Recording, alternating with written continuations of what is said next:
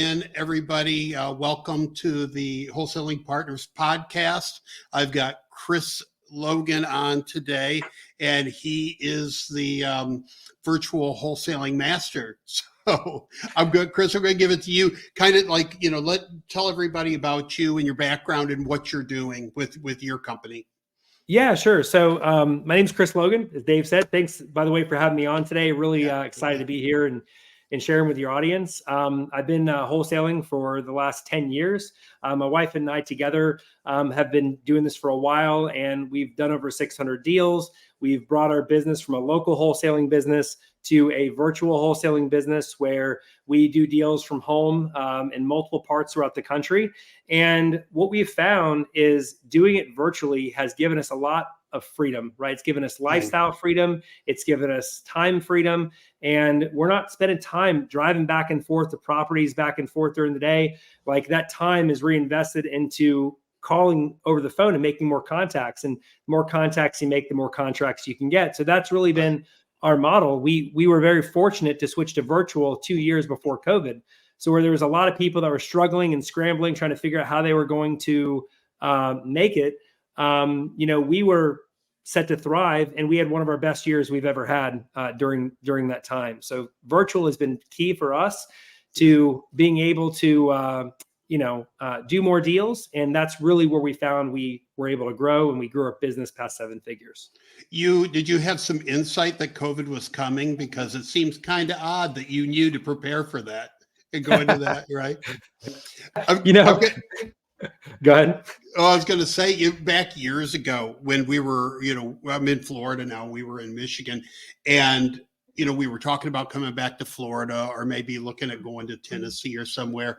And I started to do some, more online stuff. I started to do some virtual deals and what was attractive to me about it is if we said, okay, we're leaving Detroit, we're going to go back to Florida, or we're going to go to Tennessee. Yeah. I didn't have to start over again, right? Yeah. I didn't have to go to a new place, learn new people, learn the market and all that. If I was already doing it virtually, doing virtual business, then I could just go anywhere and keep on rolling, right? Yeah. That's a big reason. That's part of the reason we went virtual, because again, like you said, you have location freedom. You can do it from anywhere, right? Right. But a big reason we went virtual was because my wife, Heather, she was doing acquisitions at the time.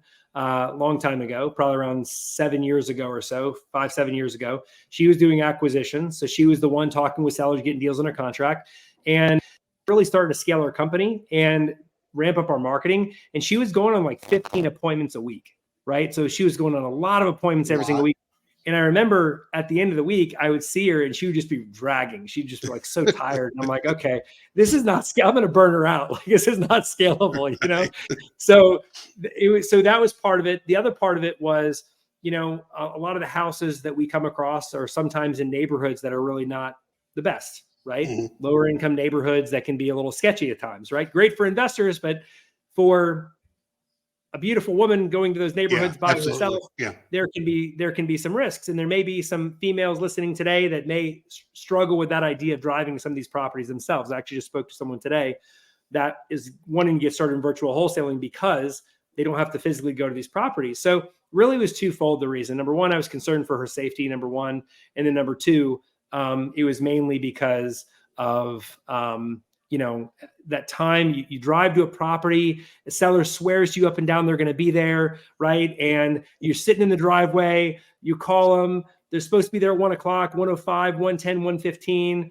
Where are you at? Oh, I'm picking up my medicine. And you're waiting for them. Come to find out they decided to stay at their brother's house and they're not coming. I'm just around the corner. I'm just around the street. This is like another hour. Right? I can't tell you how many times sellers have been just around the corner. I'm like, where? Just around the corner in Texas? I mean, we're in Florida here. What's going on? you talking about your wife going out to properties. That's all my on the ground wholesaling was in Detroit and the suburbs, but mostly in Detroit. And although it's, because I'm a bigger guy, and I'm kind of scary looking, and like I get a lot of trouble. But you think about like any woman going into, a lower income neighborhood or a bad neighborhood and by herself going into a vacant house, and all that, it's just a bad scenario. I mean, it's probably not smart for a lot of us, but for a woman by herself, it's a bad idea. The other thing, the other people I see getting into virtual wholesaling is people that just, they don't, they don't have a way to get out and drive for dollars or do those things, right? Maybe because of their, their health or their kids or whatever. So I think virtual wholesaling is great for a lot of people that just have that situation in life where they can't get out and go visit properties and do all the local things that need to do. So virtual is a great way to, for them to go, right? You hit the nail right on the head. I mean, there's a lot of people also who work full-time jobs. And let's give you an example. They don't get home till 6 o'clock at night, right? So not exactly ideal to get home at 6 o'clock at night and then try and meet a seller at 7 o'clock, 7:30. It's going to be dark by the time you get there, And so virtual just opens up a lot of opportunity because, like, let's say you get home, well, you're not wasting time driving anywhere, right? You're just picking up the phone and calling that seller, which you can do at any time of the day, right? Even on a lunch break from work, you could call a seller and lock up a deal, right?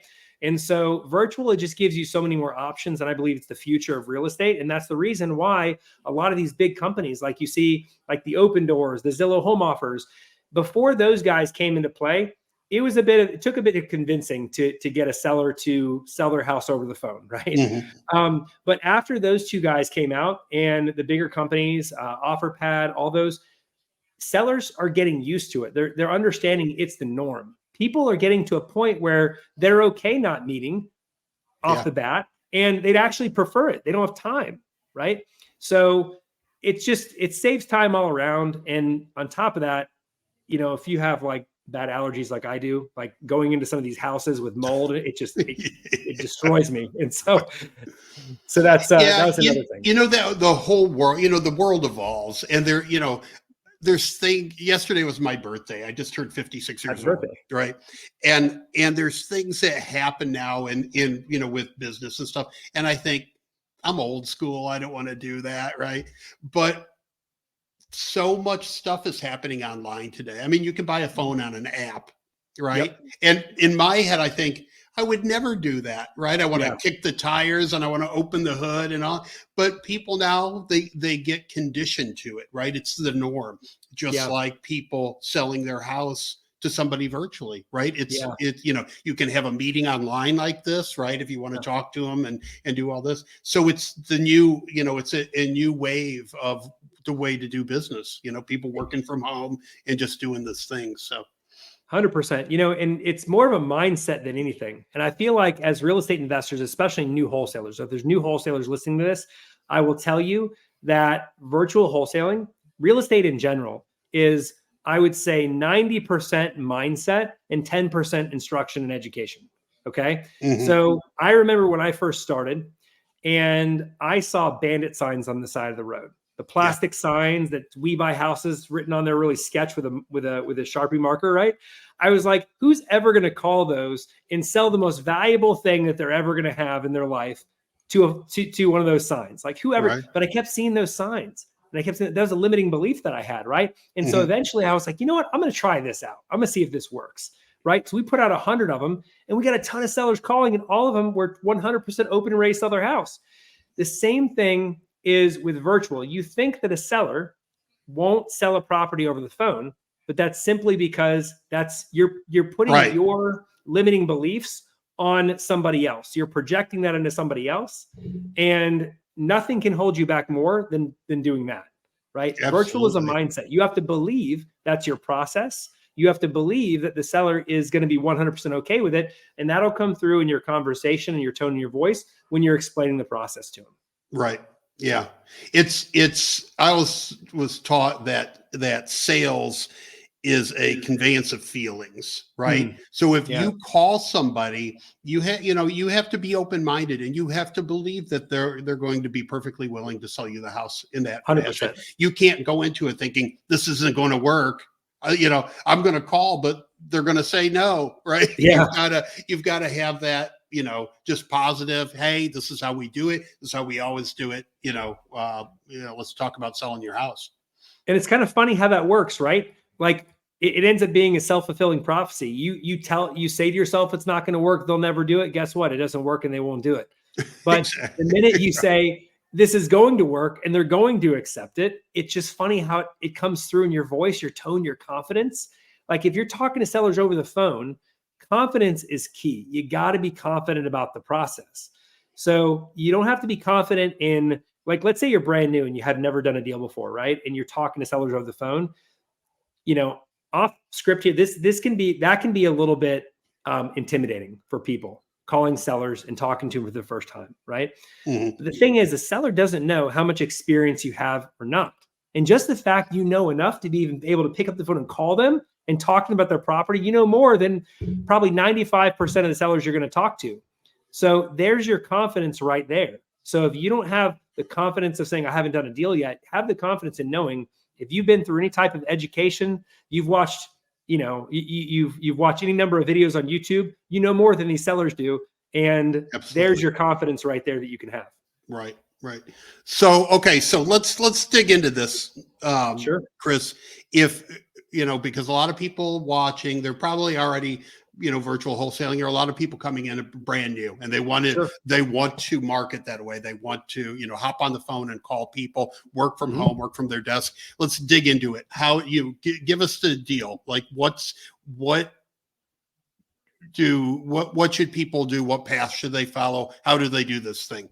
Great question. So first thing that I recommend is you want to get your, what we call a power team set up, right? So you want to identify a title company or an attorney in your state that you're going to be wholesaling in. Okay. Now, if anybody doesn't know what a title company is, it's simply a third-party company that transfers ownership from a buyer, from your seller to your buyer. That's it. Right. So you want to establish a relationship with them and just ask them, do you work with other wholesalers? If they say, what is that? Or who, or no, then that's the wrong title company. Right. So join local Facebook groups that are real estate investment focused. So real estate investment, and then put in your city or town in Facebook, and you'll get a ton of groups. Join them, all the local ones for your area. Yeah. And you can even ask someone, hey guys, I'm a new wholesaler in the area. Who do you recommend for a title company or a closing attorney, right? You'll get a wave of recommendations, and the one that you want to go with is the one that gets recommended 3 times. Okay. You find that the next thing you're going to want boots on the ground, someone who's going to go out and take a look at these properties for you, right? Because you're virtual, but someone has to go to the properties to check them out, to get pictures for you, to be able to let you know what the condition of the property is and see if it matches up with what the seller told you over the phone, right? So we call that a property inspector. And what we do is we partner with local realtors. They act as our boots on the ground, and we basically pay them anywhere from $50 to $100 just to go out to these properties.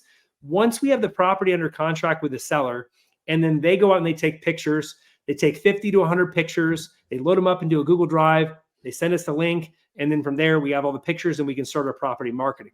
Okay.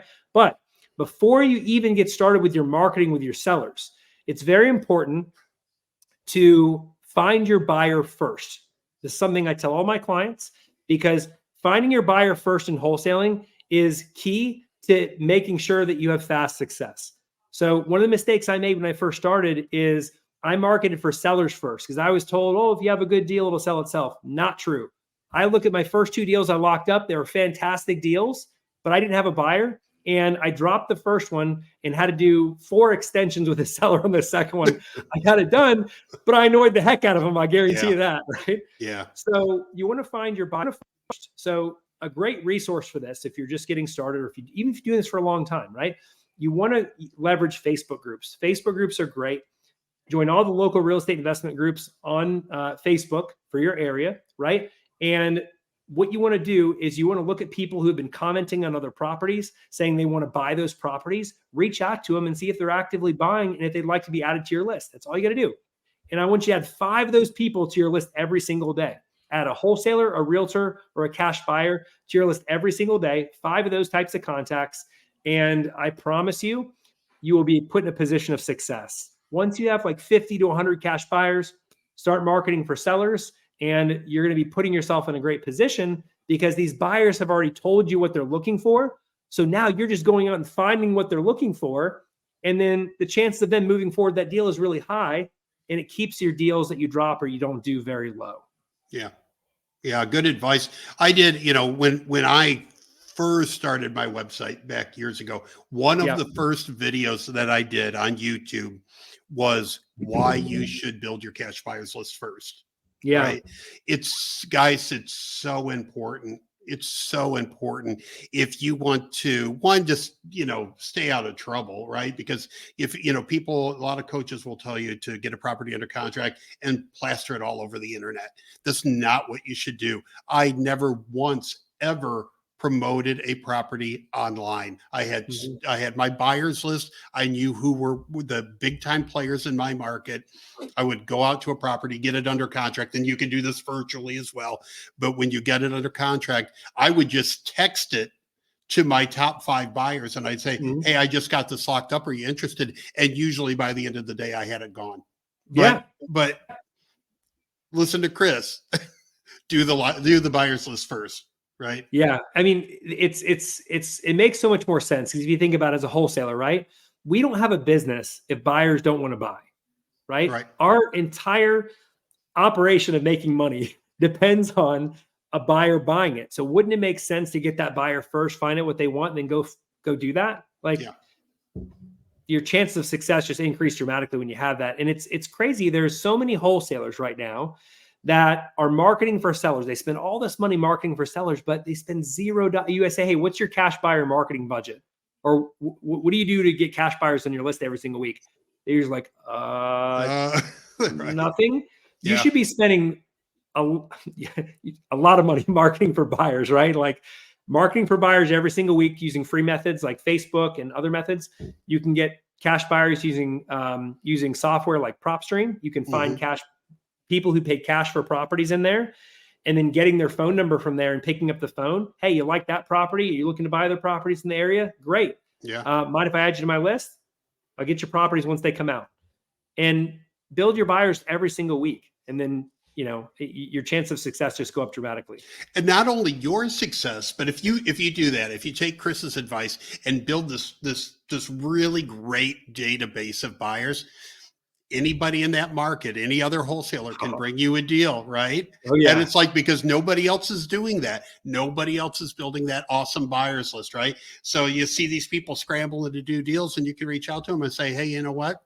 You want to JV it? You want to split it? And and then send it out to your list, and boom, you're doing deals and you're doing zero marketing for them. Right. I love that you mentioned that. Because there have been years where we've brought in somewhere around 300,000 just from that alone. People coming to us and saying, hey, Chris, I know that you guys move a lot of deals in the area. I'd love to JV on this one. Would you be open to it? And we split the profits 50-50 with them.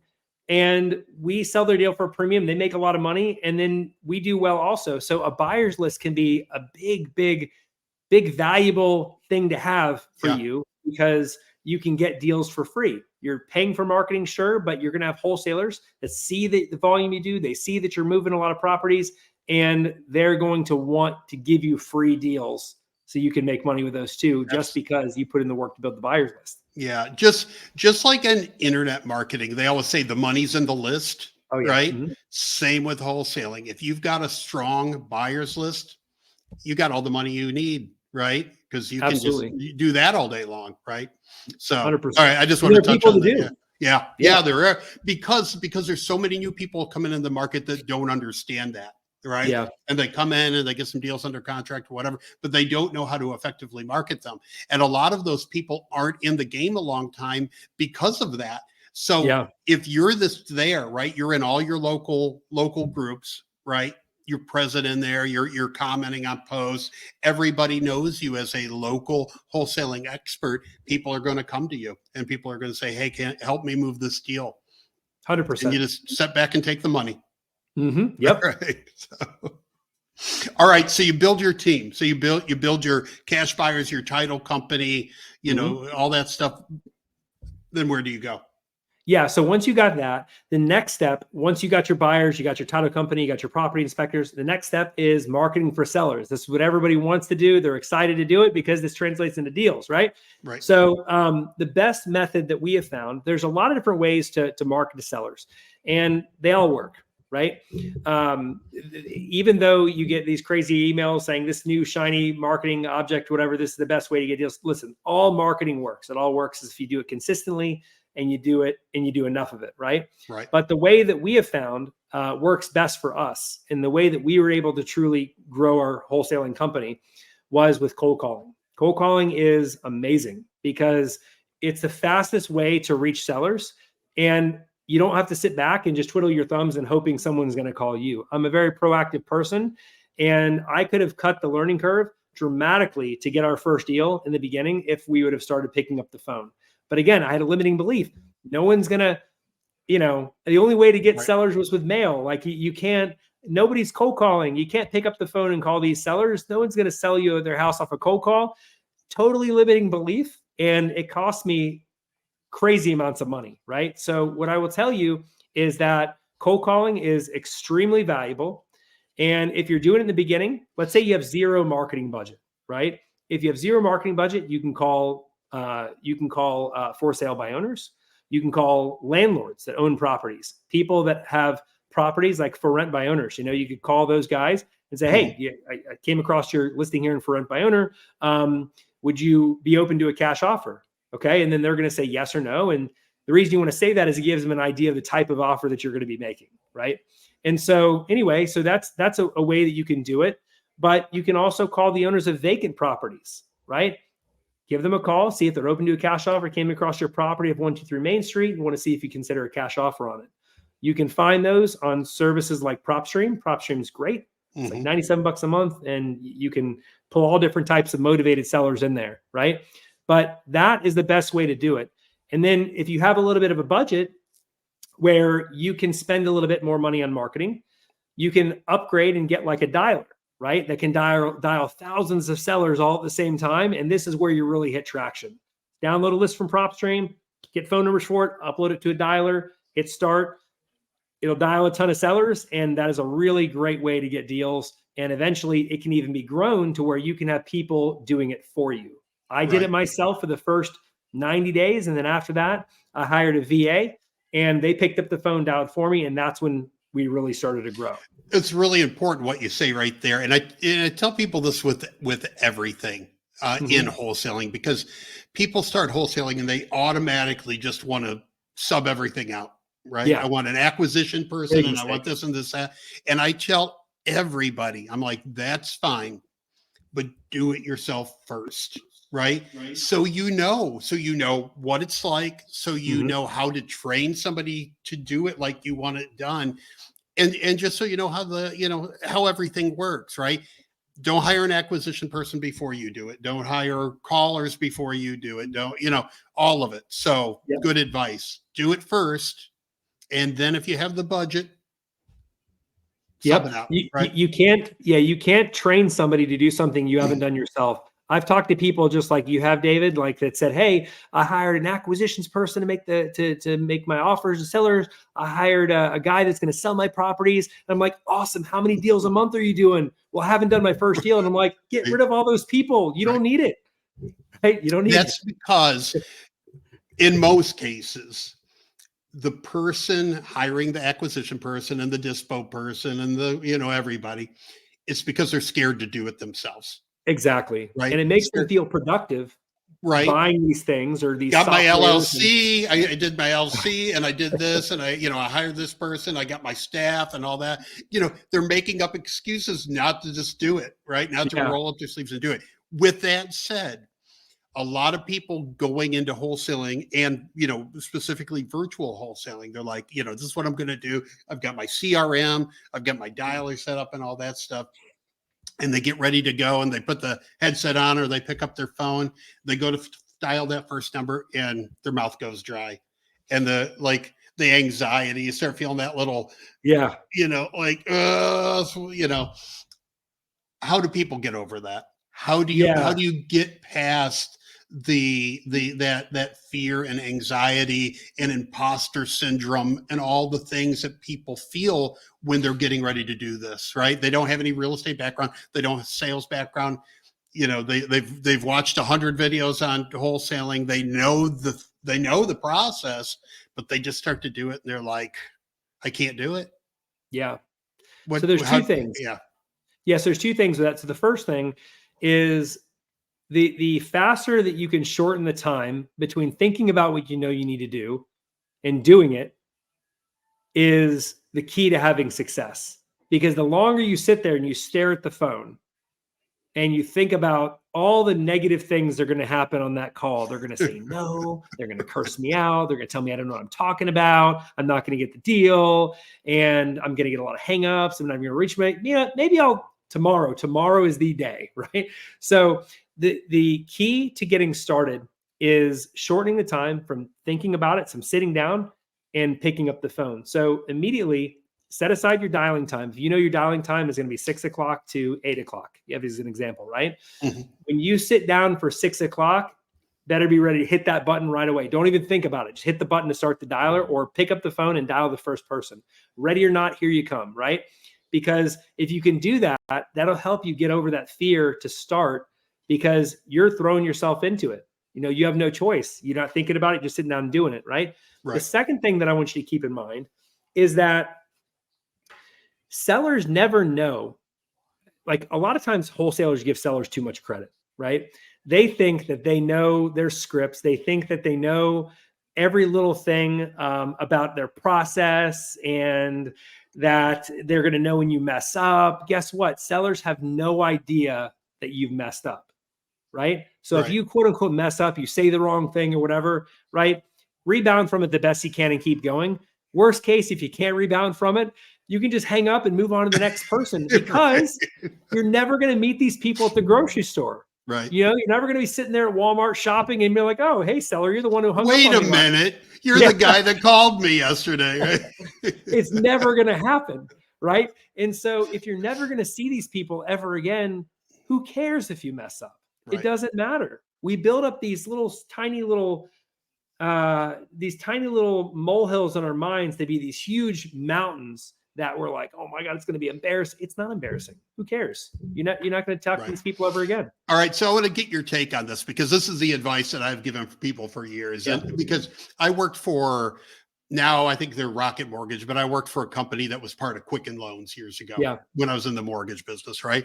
They trained us for 5 weeks on their script and on the process before they would even let us touch the phone, right? Yeah. Because they didn't want us burning through leads, whatever. But it was all about practice, right? Learning what you were going to say and practice. So in wholesaling, when people say they want a virtual wholesaler, they want to get practice calling sellers, I say, go on Craigslist in a different city and just start calling people, replying to ads and say, hey, I'm interested in your house. Can I call you? Right. And just practice asking them about the house, right? Mm-hmm. Tell me about the house. Why are you selling? Right. I'm an investor, but I'm in another state, but I'm buying there because my brother lives there, whatever. And I saw your house and it would just look good to me. But do that, right? And practice it until that pit in your gut goes away. Right. Mm-hmm. And then, I mean, would that be good advice or, No, absolutely. Yeah. It's taking action. So here's the thing. There are going to be people, even though that, we say it doesn't matter.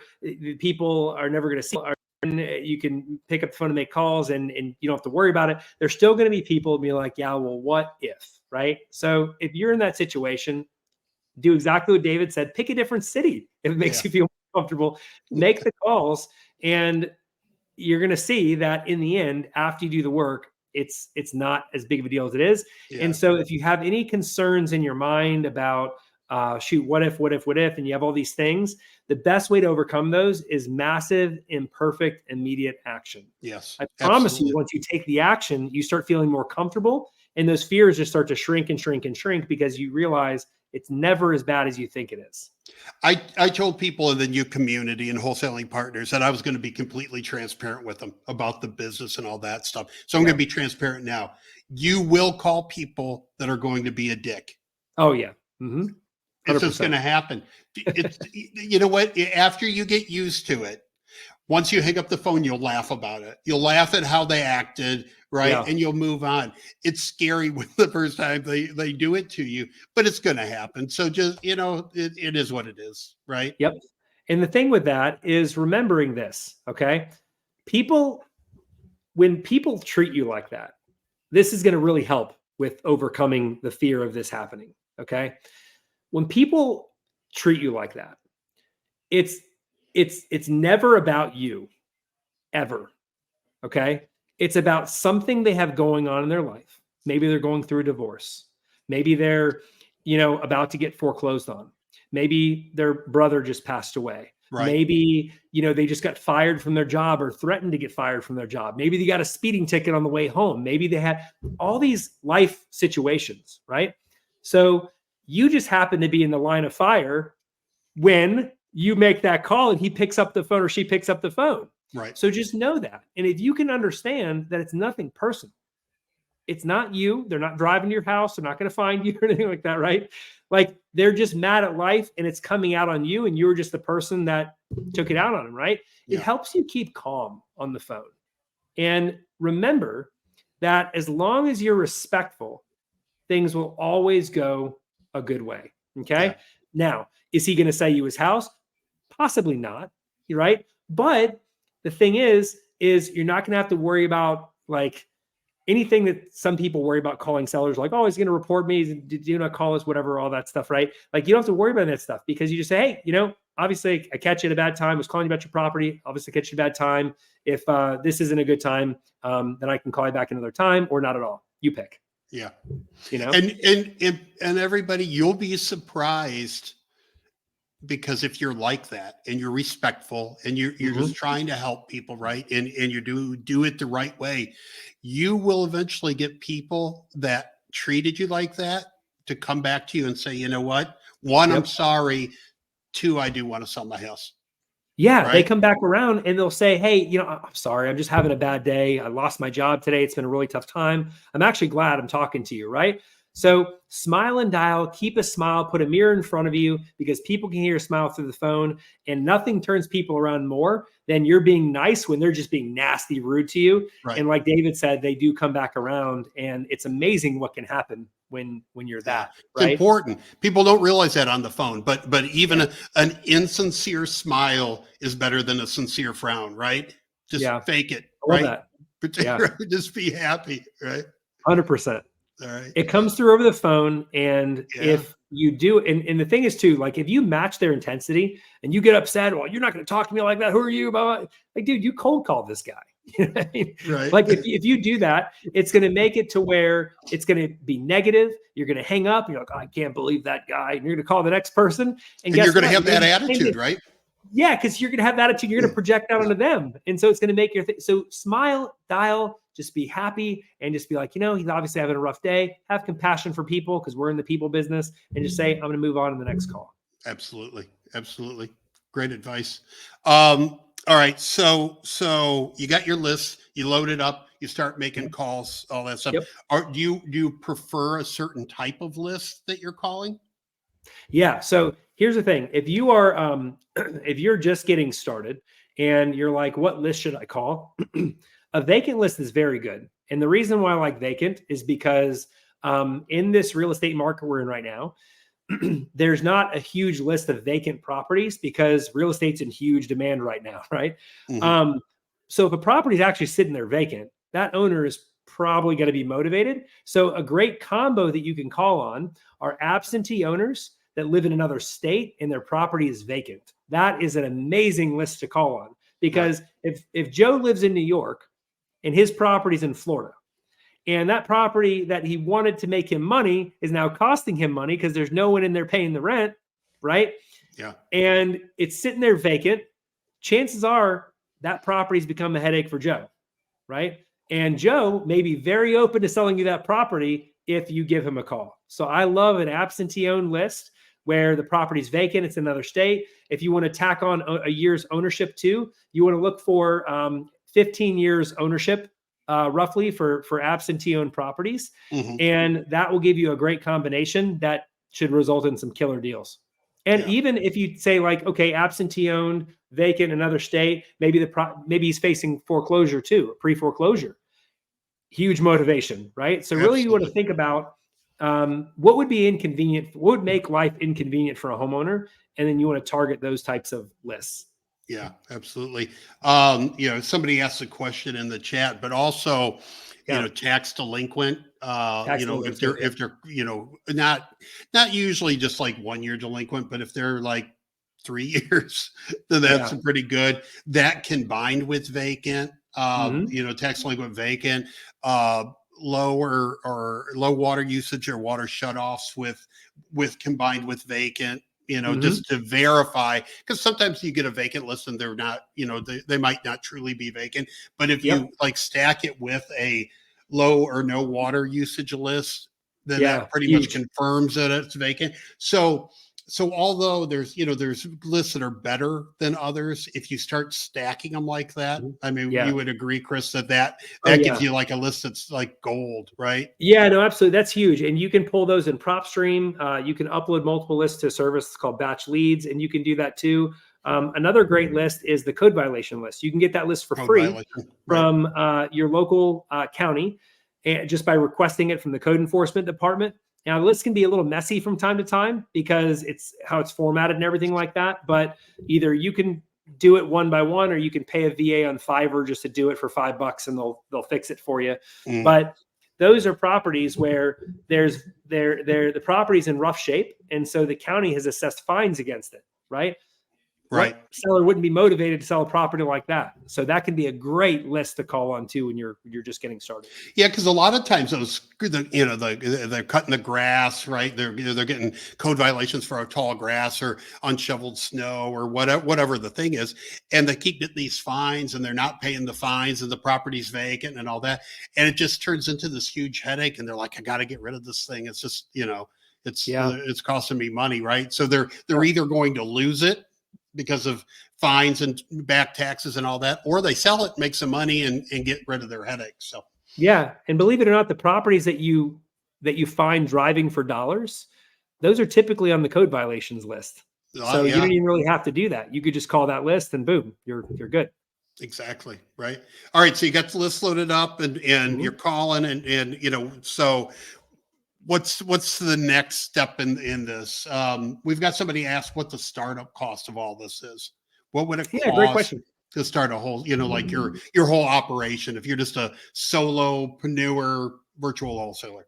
The cost can totally be customized to wherever your budget is and wherever you're starting. I mean, if you have anywhere from $500 to $1,000 a month, then there's some things you can do to get leads quicker, right? But you can start out with $0 for marketing. And as long as you have a phone and a computer, right, you can pick up the phone and you can call owners of these properties.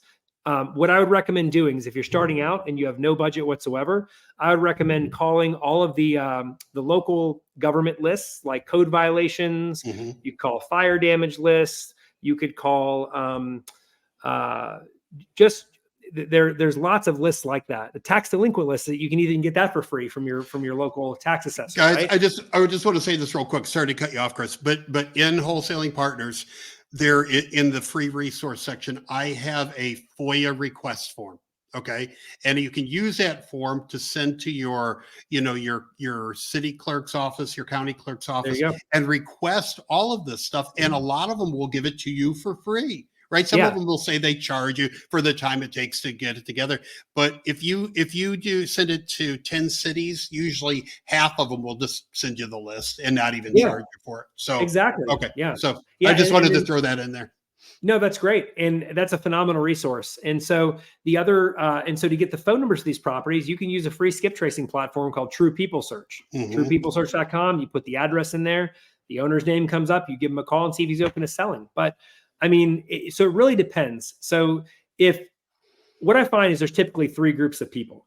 Some people have time and no money, right? And in that case, I recommend all the free sources that I recommended, calling for sale by owners, for rent by owners, calling your local government county list, things like that. Those are going to be your closest to the money activities you can do. Okay. If you have money and no time, right? At that point, what you can do is you can start paying for some tools to speed up that process so you can get leads faster, possibly even for someone else to bring you leads. Okay.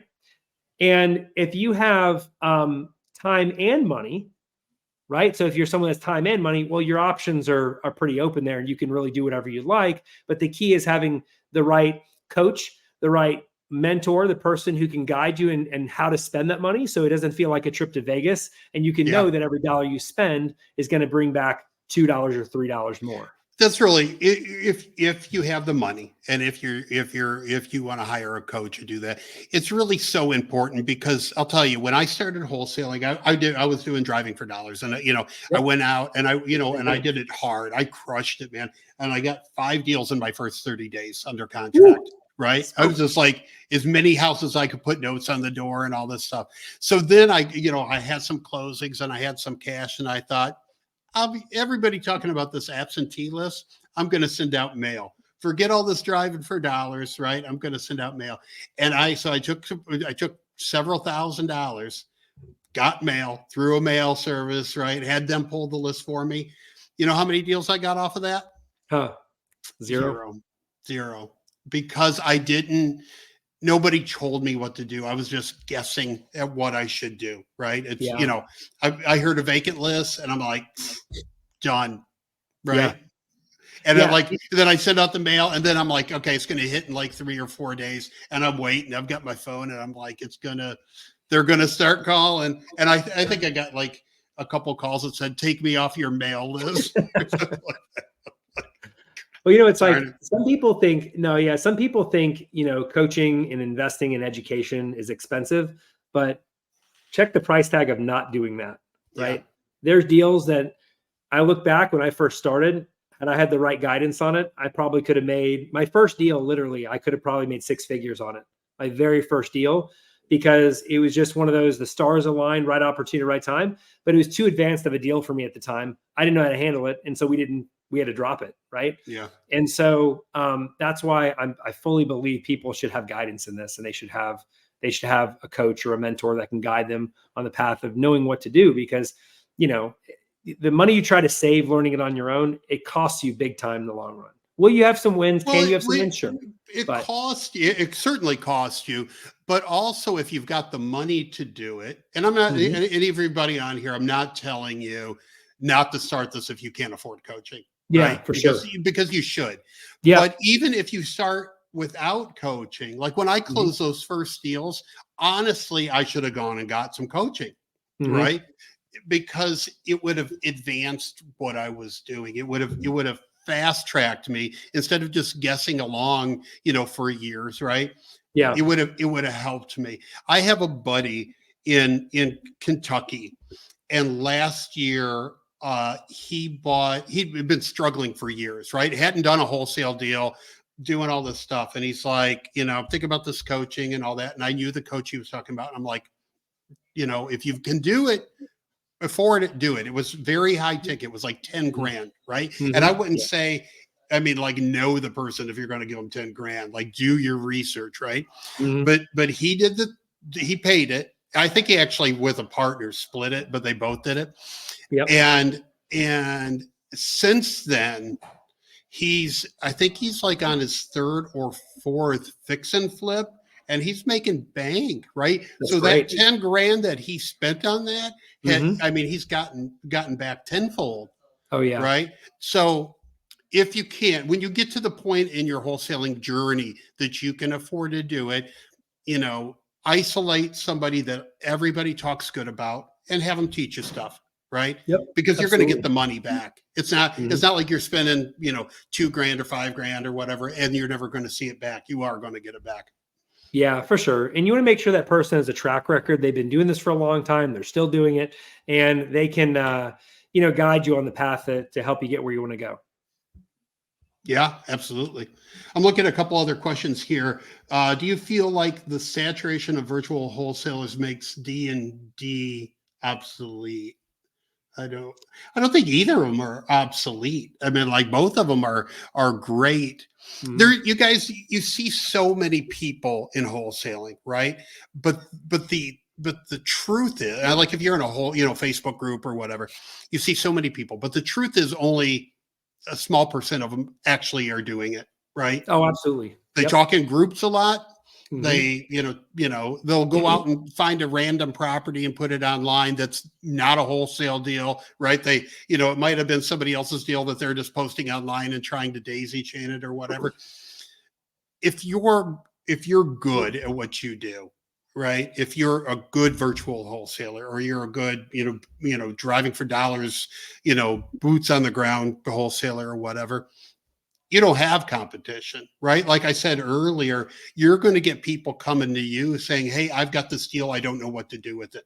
Love that. Right. Yep. This person wants to sell. Can you help me negotiate it? This person, I've got this under contract. Can you help me to sell it? So don't worry about competition.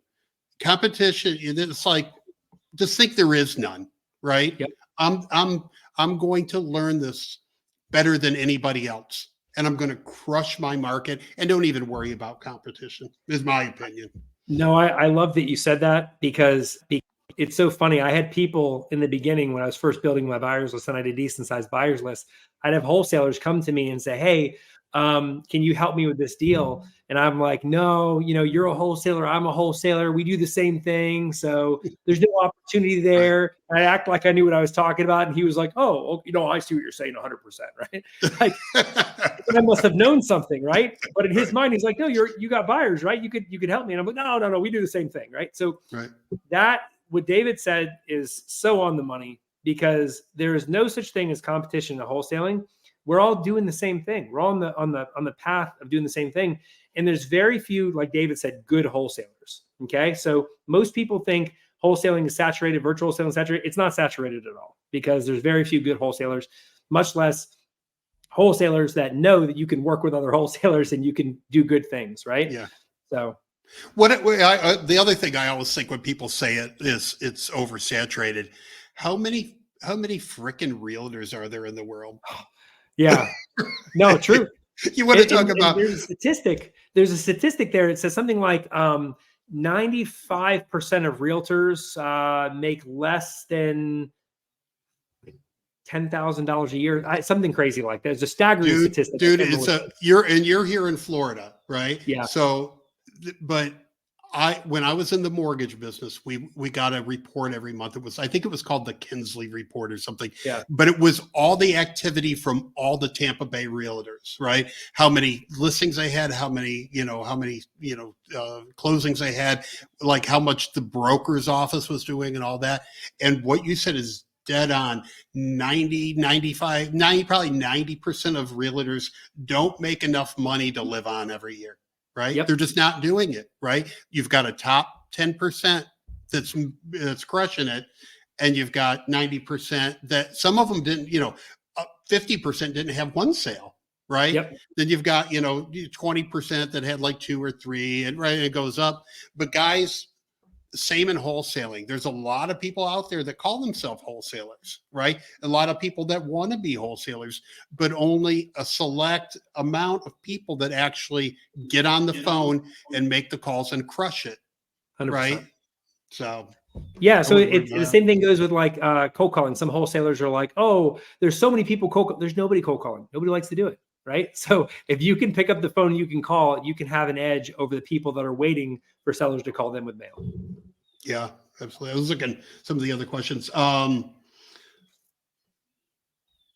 What do you say, Chris? What do you say to a buyer when they ask you about earnest money? Does that come up from or I'm sorry, not from a buyer, from a seller? Does the seller say, "Hey, what are you going to put down earnest money?" Or is it really most of the time a non-issue?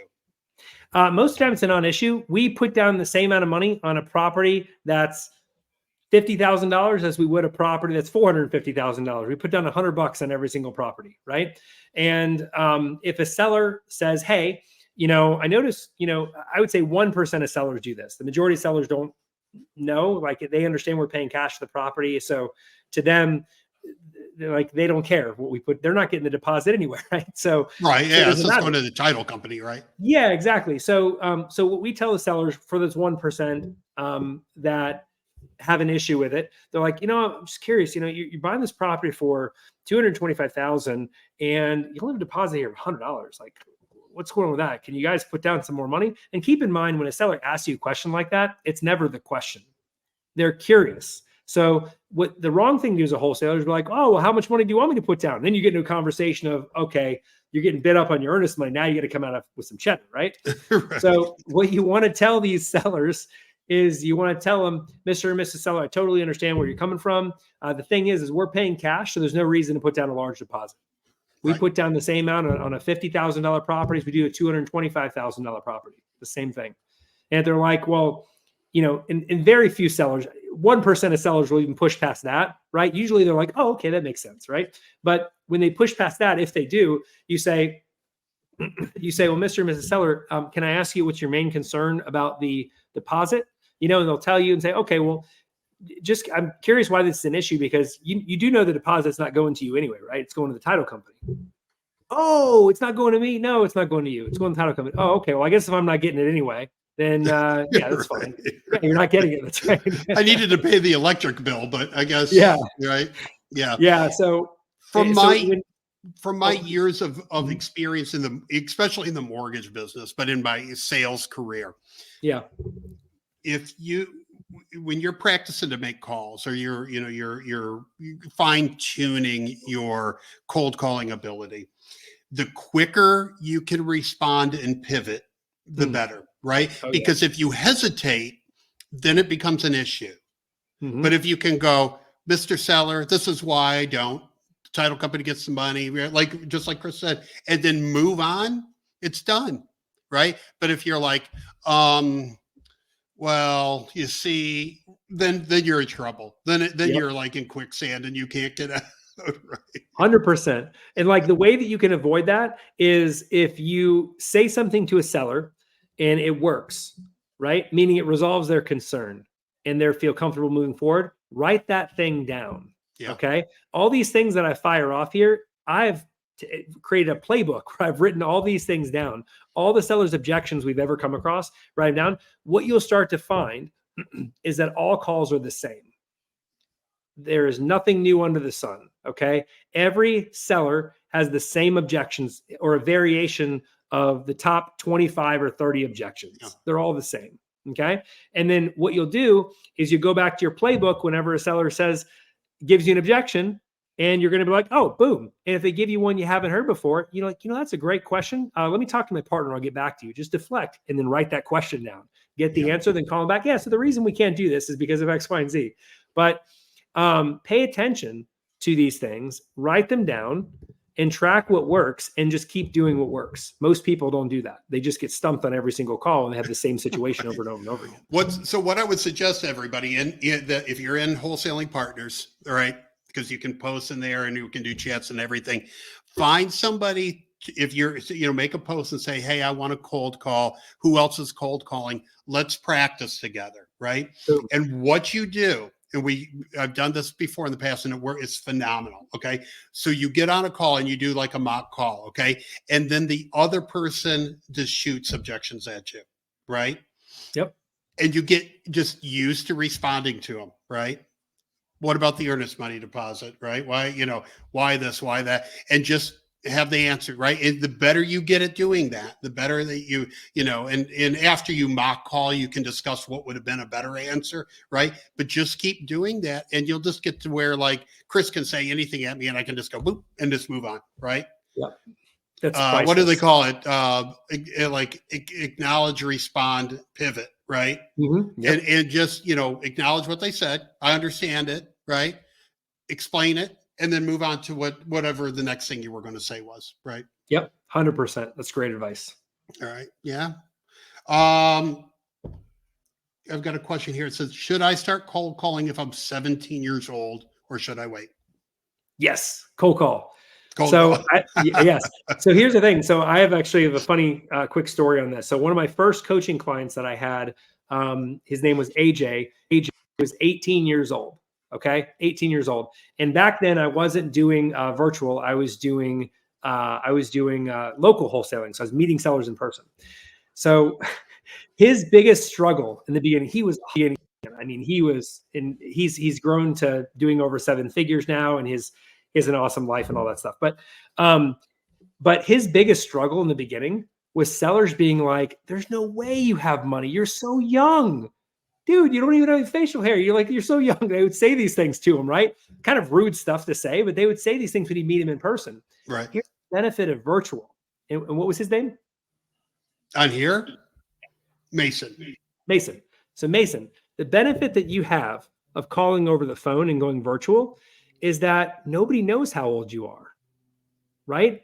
So that's great. So that immediately takes that concern in your mind of being young. They're going to know I'm young. They don't. You think they do, they don't, right? And if someone says something, just let it roll off your back. "Oh, I hear that all the time. You sound so young. Oh, I hear that all the time." Anyway, so about your house. Again, it goes back to having that confidence and knowing that you're there for one reason and one reason only, is to see if you can provide a solution to that seller's headache. That's it. I got into sales so young. I was in like my early 20s, right? I wanted to be in sales so bad, and I got into it. And everybody listening, if I said I sucked, it was an understatement. I was so bad. I was so scared. I was so nervous, right? And but I worked through it because I wanted it badly. Yeah. You've got to do the same thing. If you want this badly, you want to change your life, you want to do this, just do it. No matter how scared you are, no matter how sucky you are, just do it. And I'll also say that I see some of these young kids now that are used to technology and doing stuff and being on TikTok or whatever they're doing. And some of them are so good and have so much skill at 17. It almost pisses me off a little bit, right? Because I hate how good you are, because it took me this long to get where I'm at. And like some of these kids are like already at my level, right? And or past me, right? And they're 18, 20. Like, No, remember when we used to have to pay our dues, right? And now you don't have to do that anymore. You just go hop on the internet and do it. Yeah, no, it's amazing. The amount of technology, the amount of education that we have available today is not there. And let me tell you something.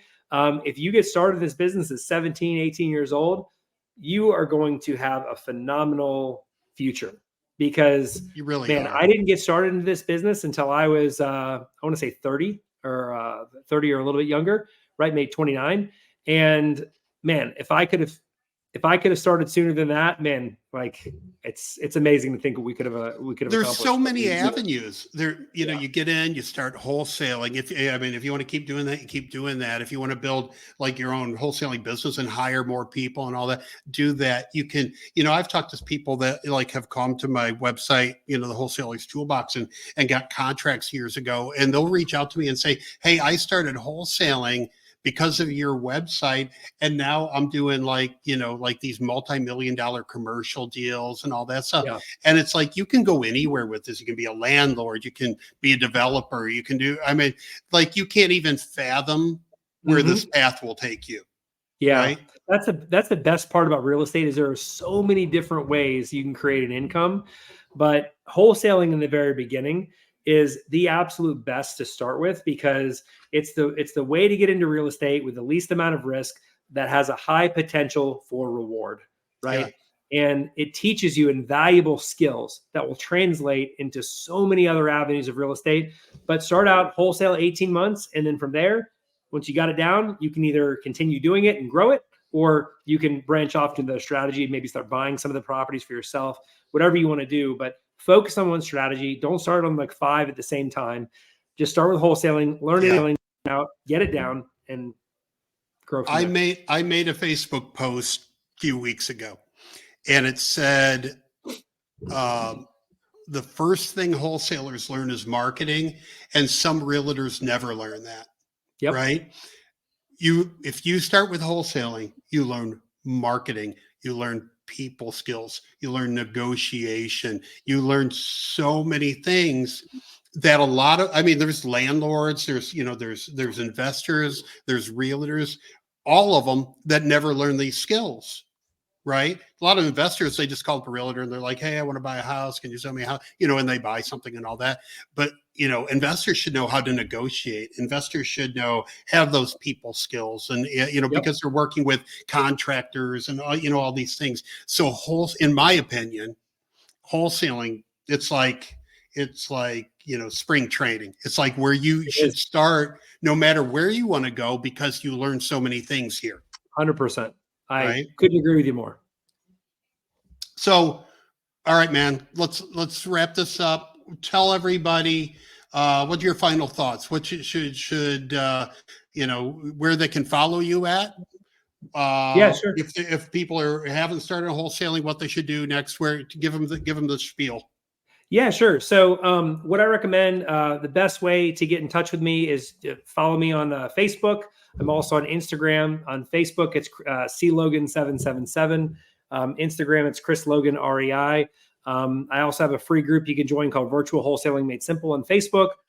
Check me out there. A lot of value that we have there. We give to our members every single week. But yeah, no, I appreciate you sharing. You having me speak to your audience here today, Dave. I've really enjoyed it. And my final thought is the best time to get started in wholesaling is yesterday. Right? Don't wait. If you're thinking about it, do it. Just get started. Understand that it's going to be hard in the beginning. It's not a push button, easy button, money fall from the sky thing. It's a real business that you can start that can bring you real life change. And I recommend that you get started right away. Awesome, man. Thanks for coming on. Yeah, no problem. Thanks for having me. Okay. Everybody, thank you for being here, and we'll talk soon. Bye, guys. Later, guys.